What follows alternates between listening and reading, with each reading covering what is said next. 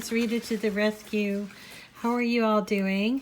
Finishing up the week, the first week of, well, not the first full week, but the first week of January 2020, and I thought that I would show you a couple of wintry things before we start heading into Valentine's Day and all of the wonderful stuff that goes along with Valentine's Day. So I wanted to show you this really fun Anna Griffin card. Anna is a wonderful designer and makes these extremely detailed cards, and I thought that I would show you this one. It's a perfect card to send, you know, after the holidays are over, perhaps, you know, something like if it's somebody's birthday, or, you know, you can change out the sayings here. And I'll remind you that, this one says dream. Remind you that if you are a Cricut Access member, all of Anna Griffin's files, including this file, and including all of these little embellishments, they all are now included in your Cricut Access membership. So I want to show you, this is one of my favorite ones. I also have done it for New Year's, like a Happy New Year's. But in keeping with our snowflake theme, I thought I'd show you how this goes together. It's one of these layered cards. This may come from her lovely layered cartridge, or possibly the second of the lovely layered cartridges, but it's basically consists of the over piece, right? And then you've got the inside piece, which is just a basic cut with the score, where you can fold. You could probably put a sentiment in here if you'd like. That's up to you, but to start off with, we're going to put that aside. So we've got the over piece, and then we've got these two inside pieces. And what I like to do when I do these cards is I like to attach the inside pieces to each other. Let me do that, and I am using glue with a precision tip. This is glue that I really like to use, called Art Glitter Glue. I've talked about it a number of times. I really like it because it has this wonderful precision tip, but there are also some other great glues on the market. I get this one here at a store called Create for Less, which you can buy it there. It's also available on Amazon. I don't think it's available yet in like a Michael's or anything, but maybe Hobby Lobby. We don't have Hobby Lobbies around us, so I can't really speak for Hobby Lobby. But anyway, so what I like to do is put the glue using that precision tip, and I like to line it up. I want to make sure I get this right. Nope, I had it right the first time.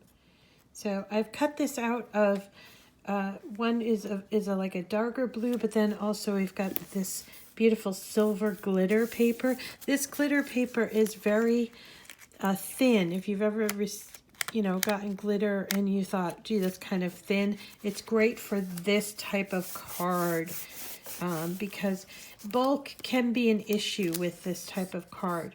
Now, the other thing that can cause problems with this type of card is using too much glue. So even though we are using the precision tip for this, we're going to be putting only a tiny bit of glue in all of the little areas, and there's a lot of them here, and I am going to show you. Of course, you know, when you're doing this, and I'm going to give you the file on this, by the way, so you don't have to worry about looking for it in Design Space. But when you're doing this, you're going to be much more careful in putting the glue on. I find putting the glue on when I'm not on camera to be a very therapeutic, a therapeutic thing to do in front of, maybe while I'm listening to the radio or watching a bit of TV or something.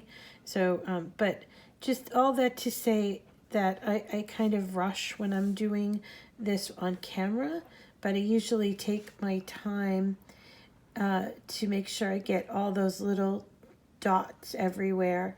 And I do try to just dot them on there. But in it, you know, usually you'll miss something, and that's okay if you miss something, because I'll show you what you can do. So here I've just kind of rushed through this and put the glue on that side. I'm going to take my my middle pieces and line it up. I put the glue on only on the front part of the card because I will show you that in a second when we put the inside part in there. But okay, so we added the middle pieces, and I'll just give you an idea of, like, if there's an area, here's one where I didn't put the glue on there. That's okay. You just go in and sort of lift that piece and dot a few drops of glue on there and press it down.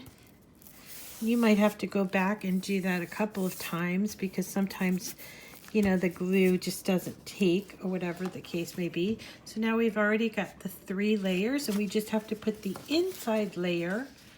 And I tend to, instead of gluing it to the front and the inside back, I tend to just put the glue on to the front part. I feel like it's much more professional that way. Actually, I'm going to put it on here. I feel like it's much more professional that way, having the extra flap of paper in the back.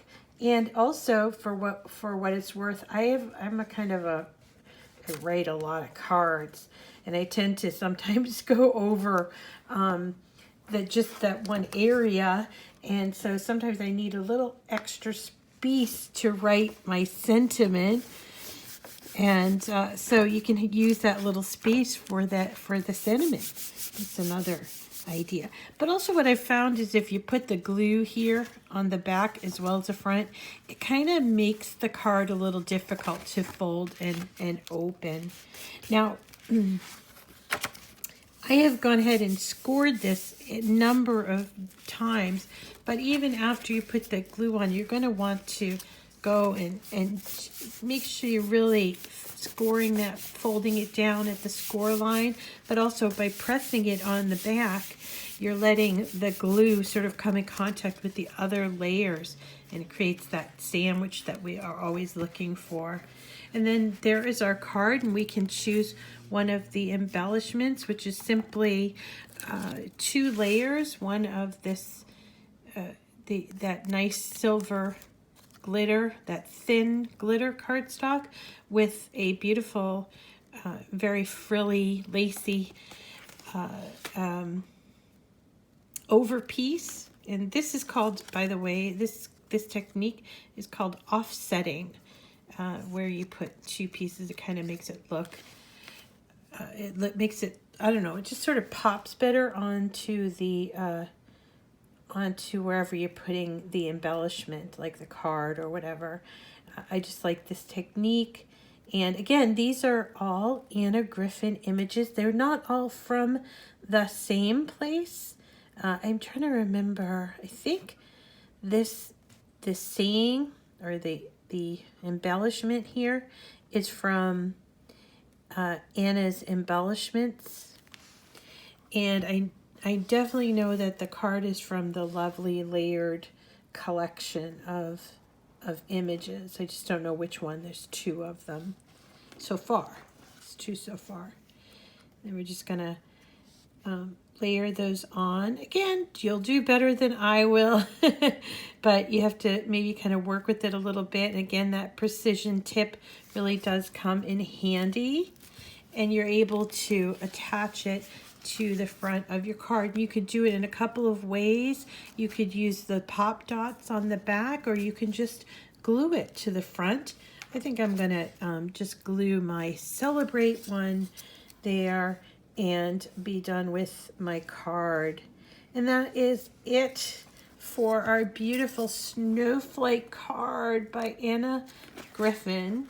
Of course, cut on our or with our beautiful Cricut machines.